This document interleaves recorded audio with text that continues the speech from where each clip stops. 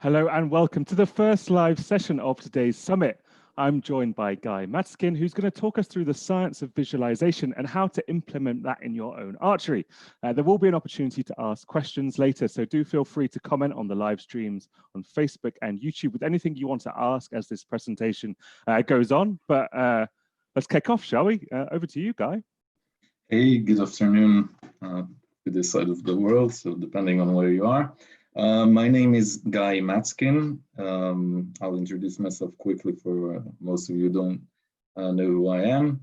I was an international recurve archer for some years. I peaked at 44th in the world. I won a Grand Prix and I qualified my country a place for the 2012 Olympic Games. And then I went straight on to studying. So I did my undergraduate in biology and psychology in Ben Gurion in Israel. And then I went on to do my performance psychology postgraduate studies in Edinburgh and Scotland. Got registered as a psychologist back home as well. And then I came back home here. And for the last 2 years, we implemented a series of changes in Israeli archery that involved a lot of sports psychology and sports sciences incorporated into our archery training. And we had some fabulous results for us. Over the last 20 years before that, we won 1 international youth medal. And over the last year, we had 4. We had Shachar winning a medal in the Youth Cup. We had Shammai winning gold in the Lancaster Classic, and we had Itai qualifying for the European Games. So we had quite a good year. And what I want to talk with you guys today is try to implement high level of sports psychology content into your archery training. So I'll share my screen and we'll go through the presentation. So that's my email. At the end of the day, if you want to contact me with some questions I will not be able to answer today, that's my email, feel free. And today, what I try to do is to make this presentation as accessible as possible while still maintaining a high academic level. So I'm going to straightforward speak about what is imagery. I'll try to do it as quickly and as easy as possible. I'm going to explain the difference between traditional imagery and the PETTLEP model, which is what sports psychologists use and what kind of missed us as archers. And then at the end, we'll do some hands-on experience.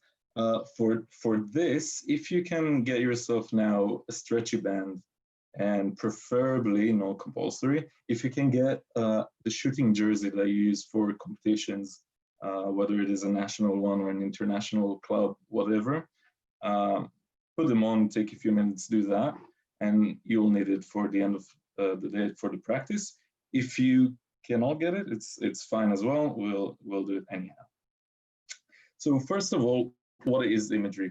So there are many different definitions to what is imagery. I kind of really like this one. So it says using all the senses to recreate or create an experience in the mind. So the reason I love this definition a little bit better than the other ones who are more into the mechanisms of why it happens is that the higher quality the imagery is, the more experience, the more vivid experience it is rather than lesser grade of imagery. So try and keep that in mind for the rest of this presentation.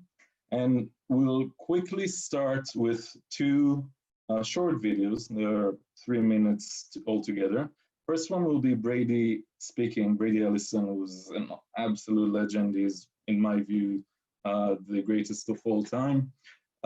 He speaks in the upcoming movie Believe about his mental approach. So we'll watch that. There's some, he mentions imagery there. So we'll take a look into that. And the second video is another legend by himself, is Jay Bars, the Olympic champion from 1988. And he speaks about imagery. So I'm not going to spoil it. So let's start. So we'll start with the Brady one and then we'll get to them.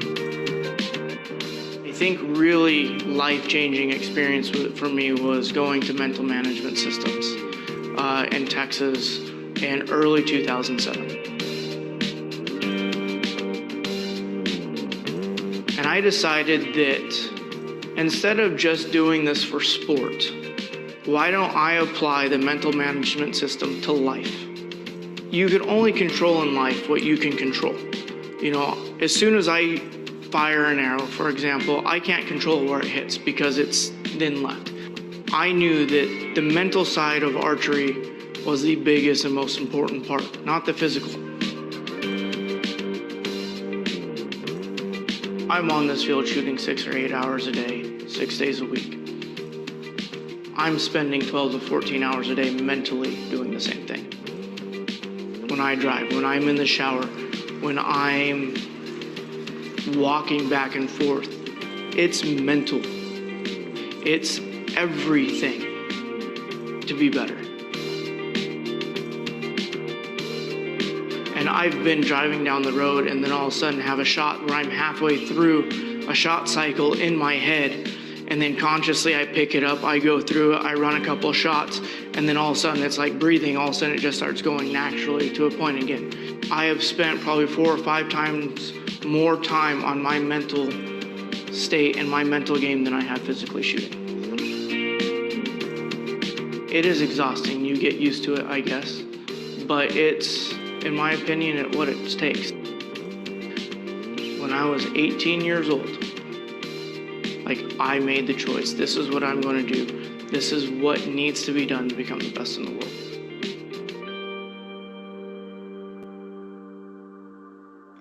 All right, so this was the first video. So you notice straight out of the bat, you can see some interesting comments there about how much he practices and how much he attributes his success to it. The second one is Jay Bars, so we'll head up straight to that. The mental training that I do consists of visual imagery. I will mentally shoot arrows in my head.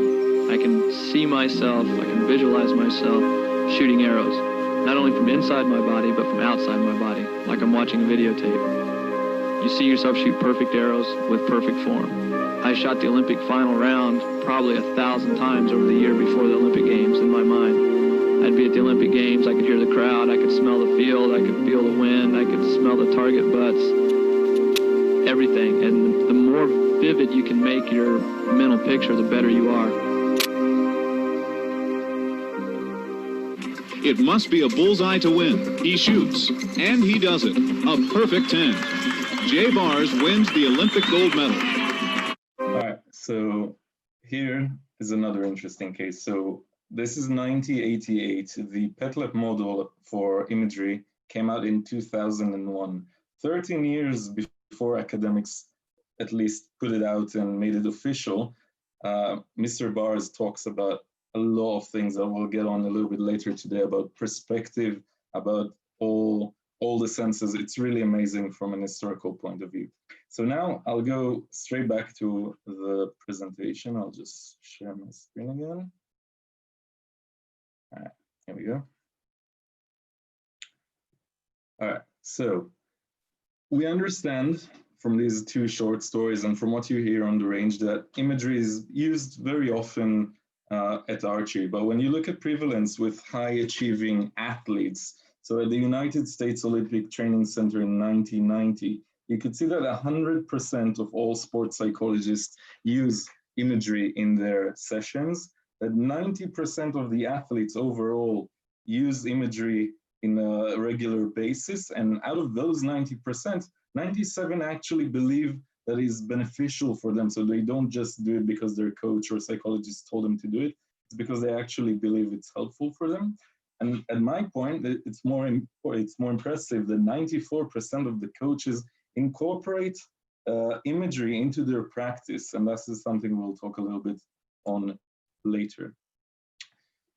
We'll just quickly review imagery before we dive into the PETTLEP model. So there are a lot of benefits to imagery. So this is adapted from a book by Weinberg and Gould. You can take imagery and use it for a lot of stuff. You can improve concentration, build confidence, prepare for competition. Even more important, you can cope with pain and injury. So if you're injured and you cannot shoot any arrows, you can use imagery and stay at least mentally fit and prepare to coming back. So it has many, many uses. It's one of the most powerful tools sports psychologists have in their arsenal. And it's not just about we think it works. There is so much studies been done into visualization and imagery that if I had to put it all, it would just take too long. So for you guys at home who might be interested, these are 3 very good reviews that kind of go about the theory and empirical evidence for the efficacy of using imagery to improve performance. So one of the most studied subjects in sports psychology. Another brief interlude that I'll do before I'll dive into imagery itself. There's another field in sports psychology which is called PCDs, or psychological characteristics of developing excellence. It's a type of study that tries to identify what the characteristics are needed to be an elite athlete, and then how to incorporate it into training to make high-level, high-achieving athletes. So there's stuff like commitment, coping with pressure, stuff that probably doesn't really surprise you guys at home. But in almost every single study about PCDs, effective imagery is one of those characteristics found that are imperative to develop excellence. So it's not only a tool that is very beneficial, it's part of becoming an elite athlete. And lastly, I think before we dive into PETTLEP, there are 2 major components to high-level imagery. First one is vividness, the second one is controllability. The better you are at visualizing, the pictures will become more vivid, the experience will be fuller, you can hear sounds. If you go back to what Jay Bars said, he could feel the grass, he could feel the wind. The more vivid the imagery is, the better it will be, and the impact on performance will be higher. The second variable is controllability, and this is something that might surprise a few of you, but there are people who sometimes cannot really control the narrative of the scenario that goes through their head. It especially happens if so for example, if a skier crashes on the course and then they try to do imagery 2 weeks later, sometimes they cannot control the scenario in their head and they start imagining themselves crashing again. So this is something that you need to take into account, that it's fine. Both variables can be improved. No one starts with the most amazing imagery capabilities. The better you practice, the better you get at both of these variables. And you can measure them. Now, I'm not a really big fan of psychological questionnaires. They tend to be overused, they tend to be misused. But if for some reason, and it can be a few good reasons to do that, if you want to measure them, there are several questionnaires you can use to measure the vividness of the capabilities of the athlete to visualize. This is just the latest one that I found. Don't do that. That's my personal, that will be my personal recommendation to you. Now comes the part in which I stopped going with theory and we'll start getting into more specific archery related imagery.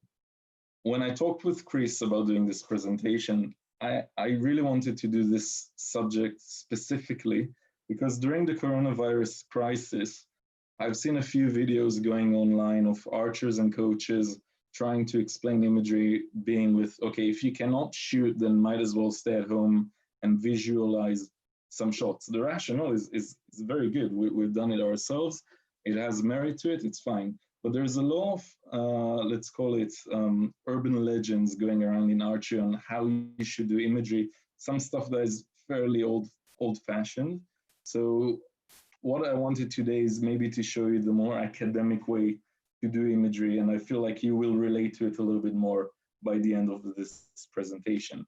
So I put incorrectly in parentheses because cannot really do it incorrectly. As long as you practice it, it's better to practice some sort of imagery, but today we'll talk about doing it a little bit more effectively.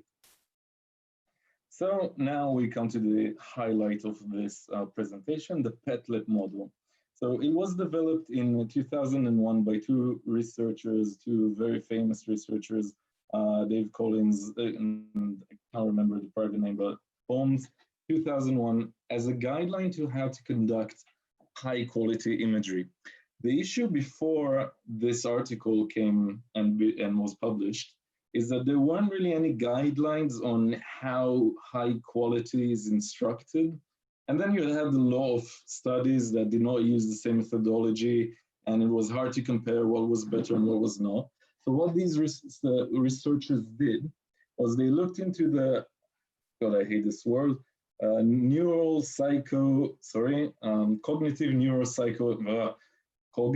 neuropsychology, and they looked into several models, and they tried to, from theory, to prescribe the best way to do an imagery intervention that will be functionally equivalent, and in that way will be more effective. And then later studies kind of proved they were onto a good point. The acronym PETTLEP, so scientists love acronyms, and they are very usually not really good ones, so PETTLEP is really not that good, but it stands for 7 aspects that you should take into account while doing imagery. So physical, environment, task, timing, learning, emotion, and perspective that you need to take into account while you do imagery. And there have been not some, but there have been a lot of evidence to support that using PETTLEP kind of imagery is more effective than just using traditional imagery. Traditional imagery would be, okay, sit on your chair, close your eyes, start with 10 minutes of relaxation, and then go through the short cycle in your head, try and remain as calm as possible. So that is not as effective as what we're going to talk about now. So I'm going to break each one of those factors, and I'll try to explain each one by its own. If you have any questions to something that I might have skipped quickly through, or any questions, feel free to ask at the end. So the physical aspect of PETTLEP is probably the thing that we archers do the least when we use visualization, and probably something that we really need to improve on. So what does that mean? So there is a fantastic article in the New York Times called Olympians Use Imagery as Mental Training, which due to copyright issues, I cannot go through now. In that article, there is this very amazing, in my eyes as a psychologist, an amazing short video with Miss Emily Cook from the United States freestyle ski team to the Sochi Olympics, and the sports psychologist that either works with her or the team. And the interesting thing to see there, apart from her talking again about how she uses imagery up until the moment they call her to the line, all the senses that she can feel while she does her high level imagery. But the thing is that the thing that is really interesting in that movie is that you can see her do all the things, all the movements that she does while performing, while she does her imagery as well. And this is kind of the thing that we miss on as archers. You see people try to visualize their next thought. They just sit in a chair in competition and they don't do the motions. So the trick with PETTLEP, and the reason why it is so effective, is that the more functional equivalent that you will make the imagery session to the real life task, the more effective it becomes. Now, it sounds stupid, but there are many, many studies that look into it. For example, the reason I ask you to wear the jersey at the end is that they've conducted some studies. One of them was do PETTLEP with just any clothes, and do PETTLEP with the jersey that you're wearing while competing. And that turned out to be more effective when you do that way.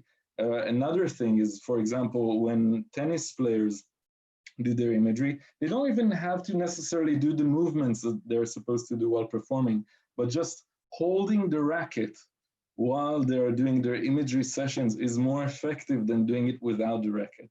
And again, this is something we archers kind of miss and don't really do.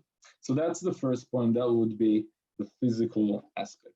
Now, the second aspect is environment. And this is something that we do use in our imagery, but we should do a little bit better. So environment kind of relates to the environment, obviously, of the competition you're going to. I just took this picture from the Medellin, one of the Medellin World Cups. And you should really incorporate that into your visualization as well. The best way to do visualization in the PETTLEP fashion, for example, if you prepare for the Tokyo 2021 Olympics, would be to go to the Olympic Stadium in which archery sessions will go and do your imagery there. Now, this is really not that possible to any of us who don't live in Japan, and even then I don't know if it is feasible. What you can do is you can download photos from this competition. If it's like World Cups you've already been to, Berlin, places that keep happening all the time, even if it's in national competitions, if it's in the same places, you can use pictures already available online, soak them in, and incorporate this into your imagery session. Now, for example, for myself as an archer, one of the worst experiences I've ever had in my life, and I find it very ironic that they chose that picture for the thumbnail for this video, was in the Baku 2015 European Games. So that was my first multi-sport event, and I was really not prepared for that kind of pressure. I was in my last year of undergraduate study. I had 13 courses that semester. I was very, very busy. I somehow managed to qualify, and I was starting to get in a groove, and I showed an okay qualifications. Now, when I got to the head-to-head matches, which were in Olympic fashion, so each match on its own, I wasn't prepared for that. Even though I did imagery, I did not prepare for the environment aspect as well as I could or should. And in retrospect, if I had a time machine, I'd definitely do that. So they put you in a tent just before you do your walk to the field. You are televised live to an audience that have never even heard about archery in like your entire country is watching. And then they call you in and you go to this amazing shooting line. And the whole front row of the stadium is the National Olympic Committee of Israel shouting, and they've never been in a my match in their life. Suddenly they're all interested. And then the ambassador, the Israeli ambassador in Azerbaijan was in the front row. And for some reason, he shouted to me that he walked by foot for 1 hour because he's a religious Jew and it was a Saturday, and I should really better make it worth his time. I was petrified. I was completely frozen, and it was probably one of the worst matches, if not the worst match I've ever done in my life. So point being is that when you do your visualization, try and prepare, and it actually like takes some homework. Consult with clubmates, consult with your coach, consult with international level archers you have back home. Try to get as much information as to what you should expect. For example, it can be something as sophisticated as European Games. It can be something as simple as there's a competition in Israel every year up north. There's a big sheep herd just adjacent to the competition, and the entire competition you just hear meh the entire time, and it can drive you crazy. So if people cannot concentrate while they do it, then they have some issues with performing. So if you do visualization for that kind of event, incorporate sheep sounds when you do it. So you need to take all of these into account. Now, the third aspect is the task itself. It will be really tempting for you coaches tomorrow to sit down and write this amazing script on all the visualization stuff Guy talked about in his presentation and just hand it out to everyone in your club, and you'd be thinking you would be doing a good job. You will not. You need to take into consideration that every archer is different. Every level of archer, every kind of bow that they shoot requires a different set of skills when you do them. So for example, with tennis players, elite level tennis players, when they'll do imagery, they'll focus on the movement of their hip while they're smashing the ball. Lower level athletes, low level tennis players will focus on trying to hit the ball with the racket. So they look at the racket head, even in their imagery. So you need to adjust the level of the visualization that you do to the archer itself. It's super, super important. Don't just go and hand out scripts. Talk with the archer, if you're not an archer yourself, and try to understand what is the critical issues in his form. So for example, some archers will want their sight not to move at full draw. So they'll be looking at the target, they'll want to have that framing, everything happening. And this will be the most crucial part in their shot, and it needs to be the most crucial part when they do imagery as well. There'll be some people, it will be about the balance of expanding while at full draw. It's endless, but it's super individual, and you need to kind of dig into what and try to pick people's brain before you help them do imagery. Oh, sorry, another thing I forgot. Even in archery, it is not based on any study rather than talks I had with people. So for example, there's even a different, so like I said with tennis, even in archery, there's different kind of processing depending on your level. So for example, intermediate and novice archers who will be shooting and they'll be trying to compensate for wind, they'll just focus on the flag that's on the target itself. Elite level archers will soak in more cues. For example, the way the grass moves, the way the flags on the stands move, the feel of the wind on their face, so they can compensate what is happening on the shooting line to what is happening on the target. And that needs to be accounted to in the visualization as well. Needs to be adjusted for the level of the archer. Now, next one is timing. Timing has two aspects for it. First of all is to discuss whether you want the scene in your head to be in real time or in slow motion. So let's call it the official suggestion would be keep it in real time. There are some very few studies that looked into slow motion while doing imagery, with the idea that it might be beneficial when learning a skill. So if you're working on, let's say, your release, if you can do it in slow motion in practice and practice that way, then it will be beneficial to do it in imagery as well. Now, it is not, in my opinion, it is not relevant for archers. So if, for example, you're a judoka, you can work on throwing your opponent. So they'll do it in slow motion, the whole grabbing in practice, they'll try to do that. So they can do the imagery in slow motion as well. We as archers, we really don't have that, that prerogative. We cannot go like, ooh, I'm gonna release in slow motion in real life, so I'm gonna do it in imagery as well. So my recommendation would be keep to real time. Now, the second aspect of timing, which is actually, it's really interesting to see in applied work, is that if you ask an elite level archer, hey, listen, go and shoot 6 shots, and you time him. And then you sit him down and you say, okay, now visualize, even without doing the motions, visualize 6 shots. The interesting part will be that elite archers tend to have either almost the exact amount of time or exactly the same time.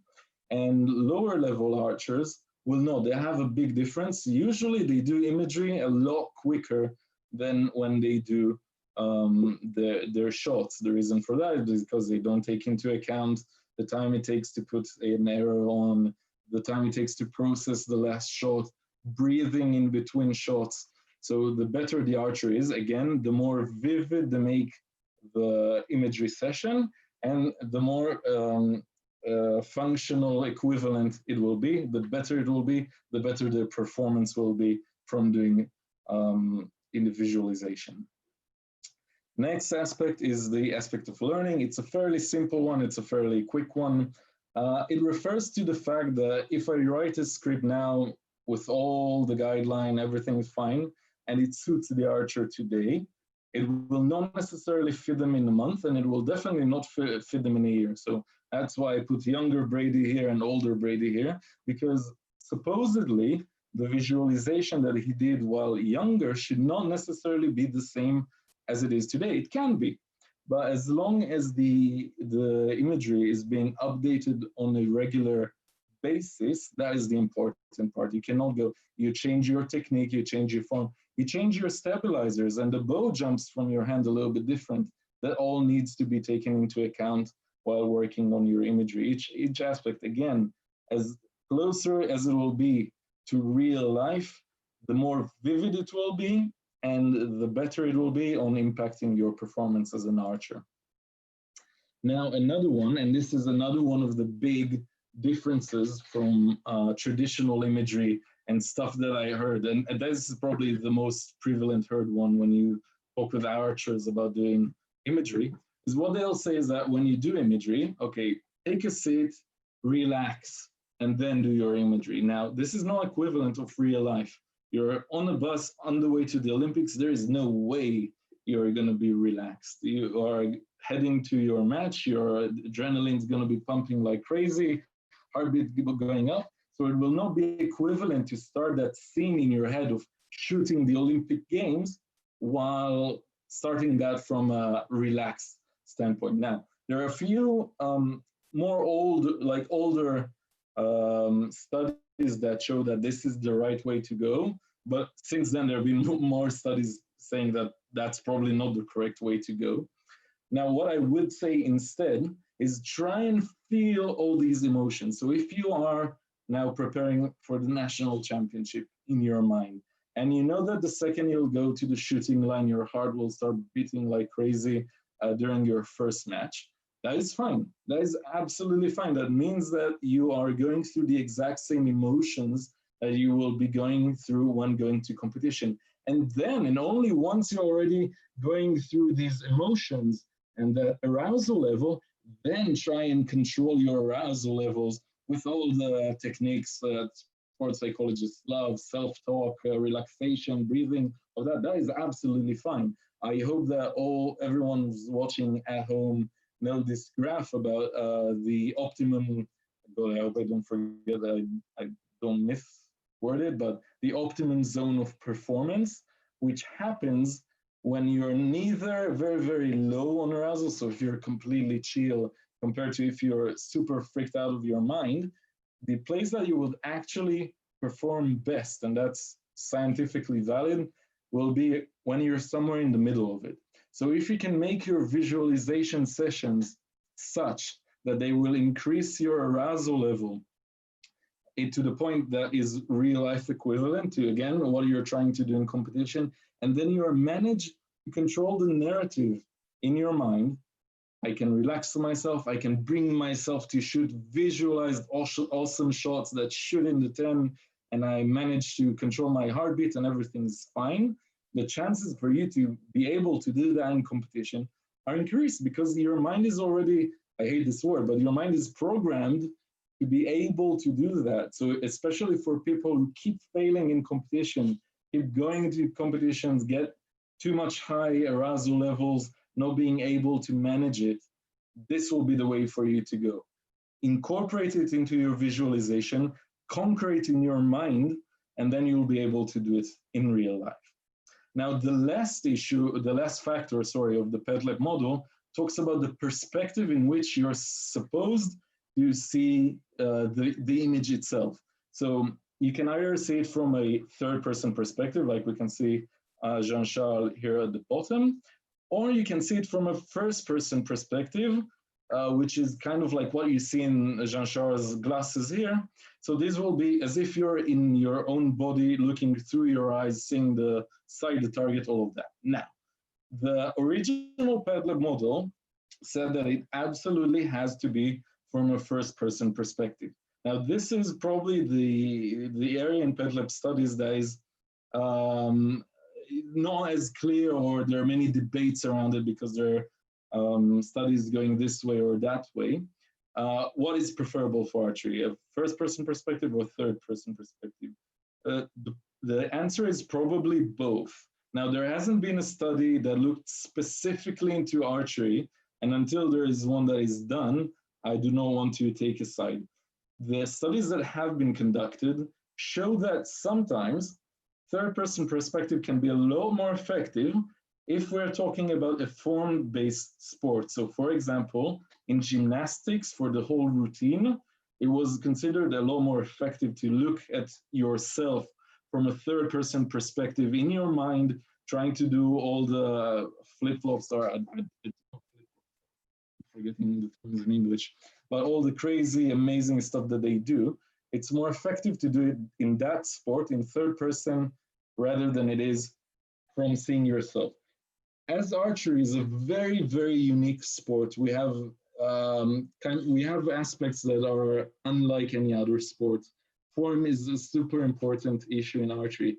So without a concrete scientific evidence. I don't want to say either this or that.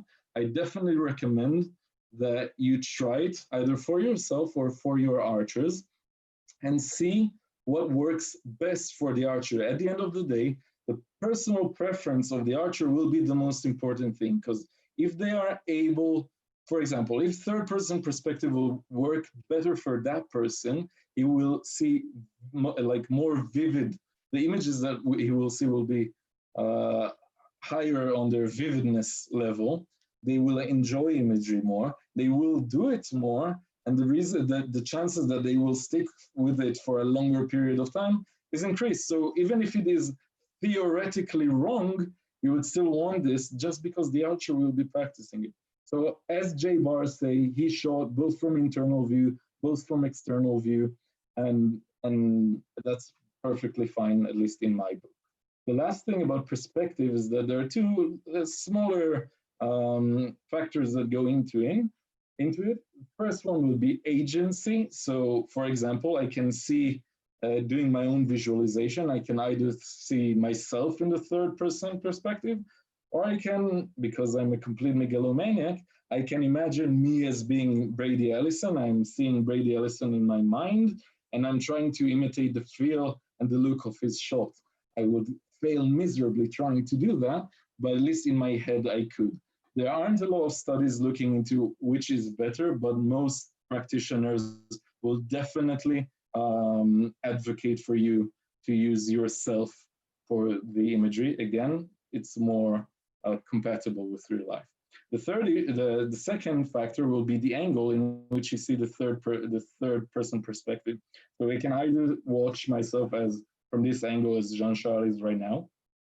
I can watch myself from top, especially if I'm working on stuff like my alignment. I can watch myself from the back. You can do any one of these, and you again own preference.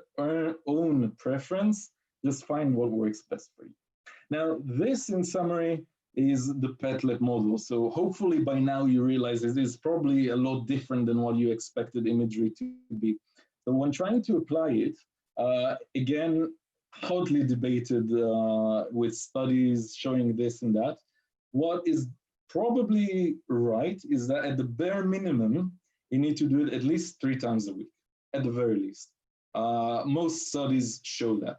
The second thing will be that almost every study that looked into how many times per week you should do it showed that the more you do it, the better you are. And then the performance increase, everyone. So I wish every archer that I had was Brady Ellison that confesses that they do 6 hours of shooting and 18 hours of imagery per day. That is not really, I wish it was like that. It's really not. So if you work with people, if you yourself try to do imagery, 10 minutes will probably be, again, the bare minimum that you need to do. It's a good recommendation because a lot of people start losing focus after 10 minutes. And then again, it will stop being effective. If they just, it's just like volume of arrows.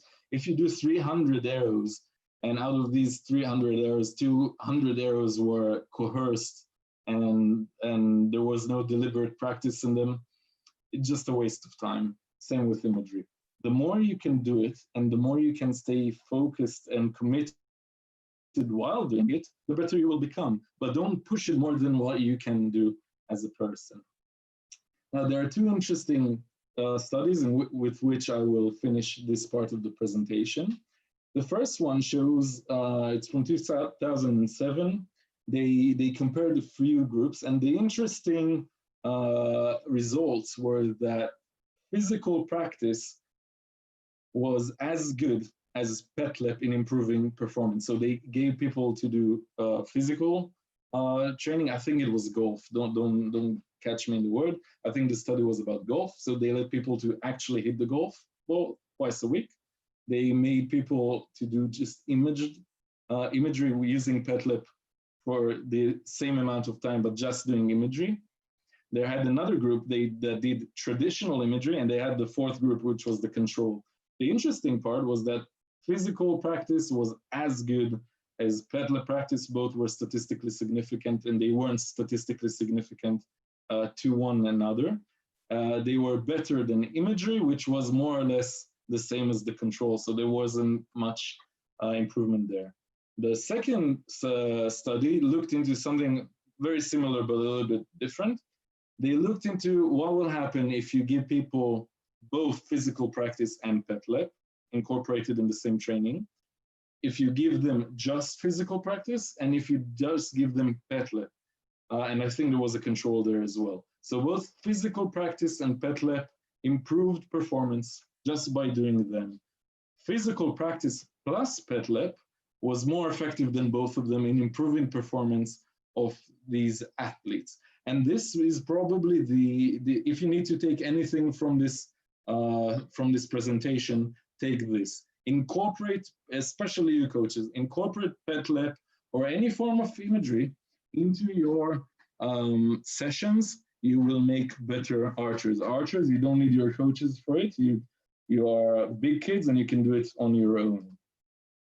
And basically, this is the end of this part of the presentation. This is the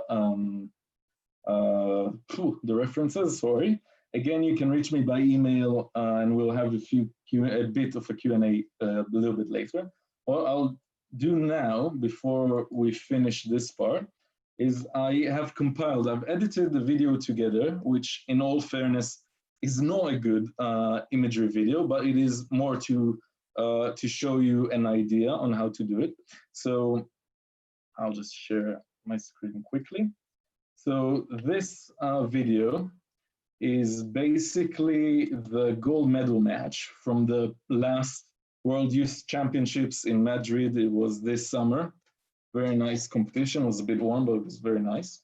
This is the gold medal final in recurve cadet women. Now, I'm gonna do exactly everything that I told you not to do right now by making the whole archery world who's watching us right now go through the same visualization.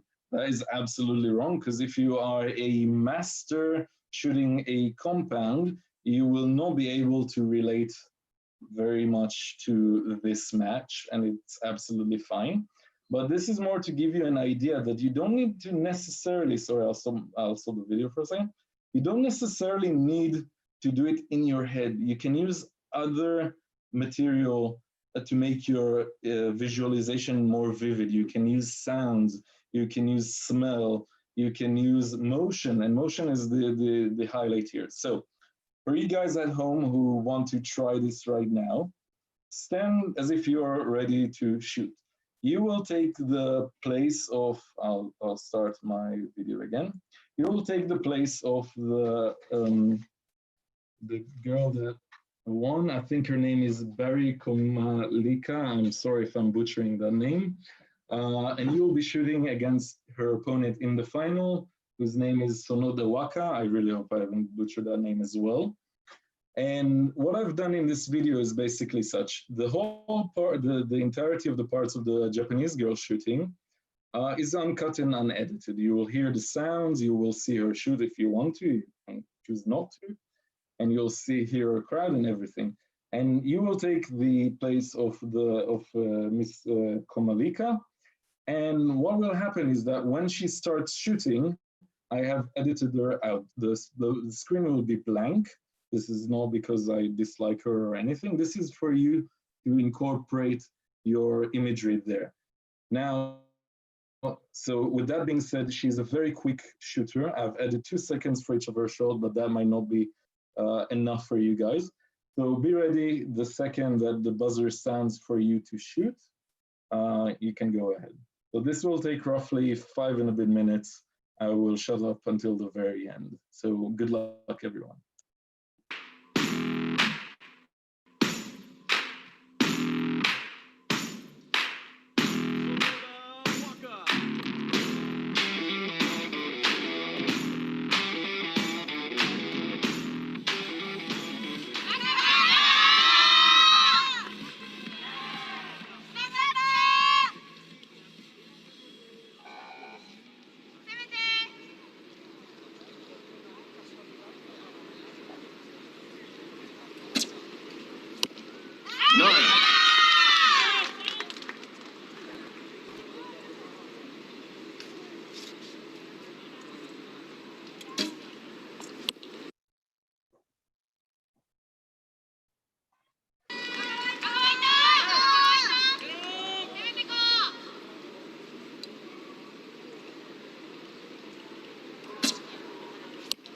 8.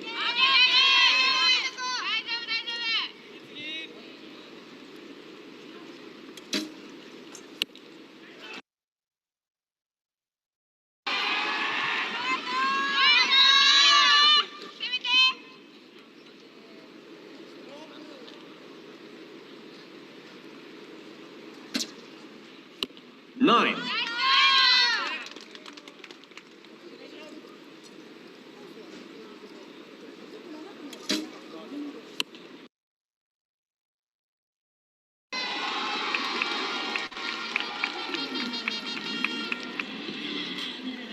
'Unofficially right now, 29 for Miss Bari of India, 26 for Miss Sonoda.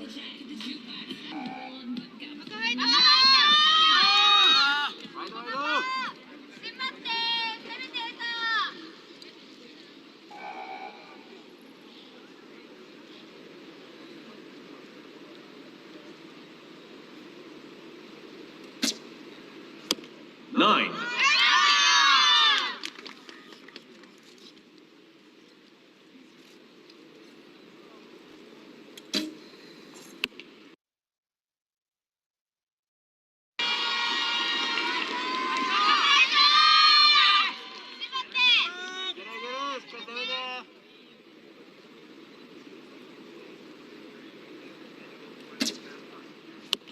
9.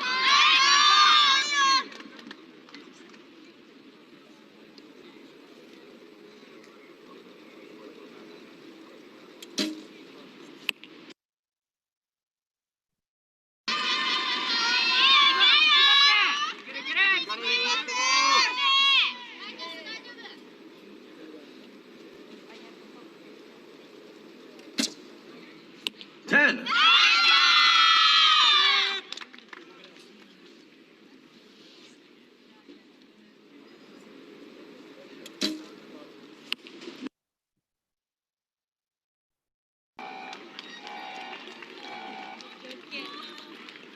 'So for that set, each archer shooting 10, 9, 9, and tying with 28 points apiece.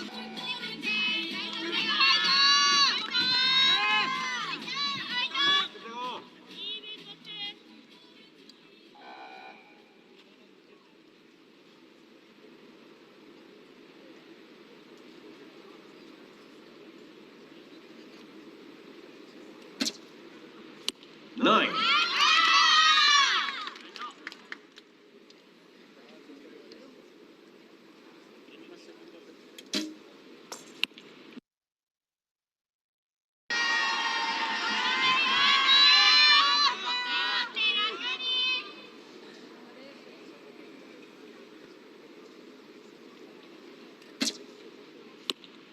8.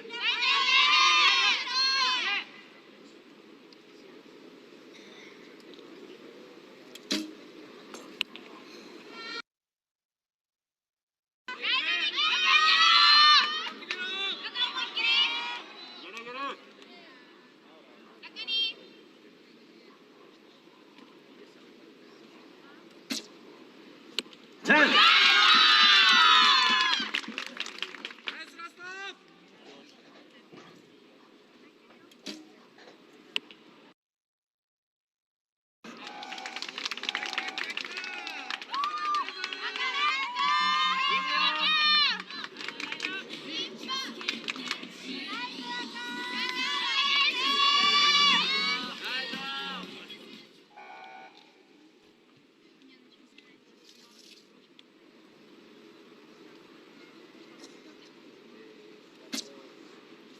10.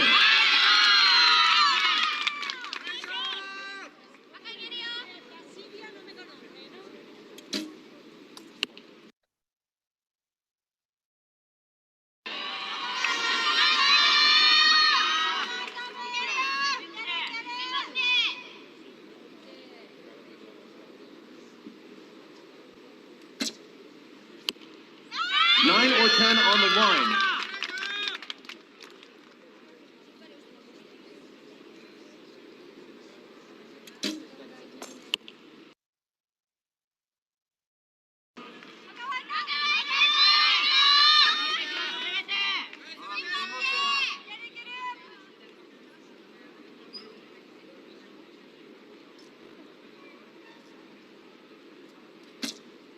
you guys need a 10 9. to win.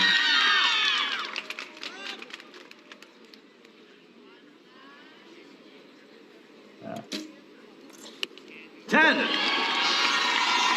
And this is it. So again, I do apologize. This is probably not the best video that will fit all of you. I do hope that you notice some stuff. For example, the murmur of the crowd, the noises of the supporters. What I'll definitely do maybe in another video will be the walking into the field is an important aspect and it was cut off.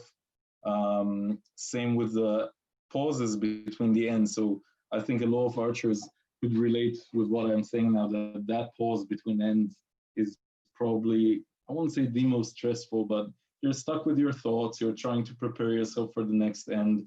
So probably do that longer in another video. But this is kind of what you can do with imagery. It doesn't need to be all in your head. Definitely add sounds, add video, try and make it as real as possible, as vivid as possible, and then it will have the most impact on your archery performance. So that's it up until now. So Chris, I don't know if there are questions. If there are, that would be the time. Yeah, I think we've got time for a couple of questions. I've got one to start off. What you're talking about is primarily immersion to make yourself comfortable with different situations. Mm-hmm. Can you relate that to any other forms of learning in life, say languages, something like that? Well, that would be hard, but a lot of what we do in sports psychology is about a familiarization effect. So that is why sometimes more experienced athletes don't have to be archers, but the more experienced you are in the situation, even selling stuff, for example, the more experienced you are with the situation, the better you will be able to perform under pressure. So if you're trying to sell a car and then suddenly David Beckham comes and wants the most fancy car, and you being able to put the most amazing pitch is based on the fact that you've done it a lot of times before. So imagery can help no matter what facet of life you're trying to do it, would help with the familiarization of the effect. So if you listen back to what Jay Bars said, that before the Olympic final, he had already shot it in his mind 1,000 times. That's basically that. Can we talk about imagery as a form of practice in the lead up to an event? What role does it play when you actually get to the competition and you're actually in progress? That is actually another really good question. One of the interesting studies or what studies show is that, for example, athletes do not use imagery the same in practice as they do in competition. So usually in competition, you use it before competition. So in the airport, on the way to the field, just before shooting. And in practice, actually, a lot of people use imagery during practice as well. In between shots, you just shot a horrific shot. A lot of people just go like that and try in their head to shoot a better shot. So they do it a lot more in practice than they are in competition. That is probably another thing that archers should consider while going to competitions. Okay, I'm looking at this from a practical perspective. I'm not an international archer. I compete very irregularly, but I like to train, 2 to 3 times a week if I can. Can I integrate this into my routine in a more practical manner without committing full on, like you suggested? Absolutely. I believe you are familiar with Lilleshall. Have you got to shoot there? I have. It's probably the worst venue in the world. I love it, but I hate the wind conditions there. So for example, if you are in practice right now and you have the most calm field in the world, it will be very beneficial for you, even as a recreational archer. If you go and shoot the British Nationals outdoors every year, or the Masters or whatnot, even if you are not a full-time Brady Ellison, incorporate the different visualization to your practice. Can be very short, and then you will be more prepared to hit whatever goal you want. Some archers do not want to compete. It's fine. They can still use short interventions of imagery to make them better. It's just another tool, basically. Sounds good to me. Thank you so much, Guy. Absolutely, pleasure. If it's all right with you, I think I'd like to work with you a bit and get some of these videos ready for people to watch at their own leisure, because I think that's a hugely valuable resource that we can make available. Yeah, absolutely. That will be great. Cool. Thank you very much, man. Thank you all of you for watching. I hope you've enjoyed today's content and the last couple of presentations that we'll be putting out over the next few hours. Thanks very much. Bye-bye.